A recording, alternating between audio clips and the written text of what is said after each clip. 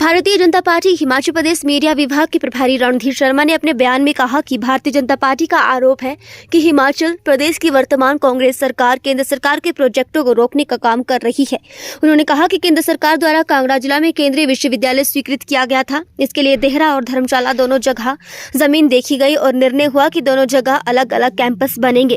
Bharatiya Janata party की सरकार के समय जमीन तय हुई और जमीन की फॉरेस्ट क्लियरेंस के मामले आगे बढ़े। जो विश्वविद्यालय का कैंपस देहरा में बनना था, उस जमीन की कीमत और फॉरेस्ट ने पेड़ों की कीमत थी, वो उस समय भारतीय जनता पार्टी की सरकार ने अदा की और उसके बाद देहरा में कैंपस का कार्य शुरू हुआ, जिसका शिलान्यास उस समय केंद्रीय मंत्री प्रकाश जावड़ेकर ने किया था और साथ ही धर्मशाला में जो कैंपस बनना है उसका भी शिलान्यास हो गया था। उसके जमीन के फॉरेस्ट क्लियरेंस का मामला चल रहा था और पिछले साल से वो केंद्र के वन विभाग ने प्रदेश सरकार से उस कैंपस में वन विभाग की जमीन और उसके पेड़ों की कीमत 30 करोड़ की अदायगी करने के लिए कहा था। 1 जुलाई 2023 को ये आवेदन केंद्र सरकार का आया था, परंतु प्रदेश सरकार ने इतना समय बीत जाने के बाद भी जो 30 करोड़ की हिस्सेदारी प्रदेश सरकार की थी वो जमा नहीं करवाई, जिसके कारण वन विभाग की एनओसी मिल नहीं रही और धर्मशाला में केंद्रीय विश्वविद्यालय के कैंपस का निर्माण कार्य शुरू नहीं हो पा रहा। भारतीय जनता पार्टी हिमाचल प्रदेश मीडिया विभाग के प्रभारी रणधीर शर्मा ने अपने बयान में कहा कि भारतीय जनता पार्टी का आरोप है कि हिमाचल प्रदेश की वर्तमान सरकार केंद्र सरकार के प्रोजेक्टों को रोकने का काम कर रही है।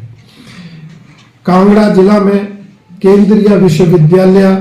जो केंद्र सरकार ने सैंक्शन किया और उसके लिए देहरा और धर्मशाला दोनों जगह जो है वो जमीन देखी गई और निर्णय हुआ कि दोनों जगह अलग अलग कैंपस बनेंगे। भारतीय जनता पार्टी की सरकार के समय जमीन तय हुई और जमीन की फॉरेस्ट क्लियरेंस के मामले जो है वो आगे बढ़े। देहरा में जो विश्वविद्यालय का कैंपस बनना था उसकी जो जमीन की कीमत थी, जो फॉरेस्ट ने पेड़ों की कीमत तय की थी, वो हमारी उस समय की सरकार ने अदा की और उसके बाद देहरा में कैंपस का काम शुरू हुआ, जिसका शिलान्यास उस समय के केंद्रीय मंत्री श्री प्रकाश जावड़ेकर जी ने किया था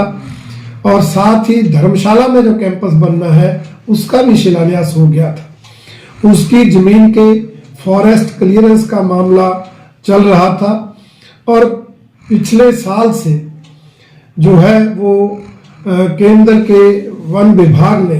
प्रदेश सरकार से जो उस कैंपस में वन विभाग की जमीन है उसके पेड़ों की कीमत 30 करोड़ रुपए की अदायगी करने के लिए कहा था।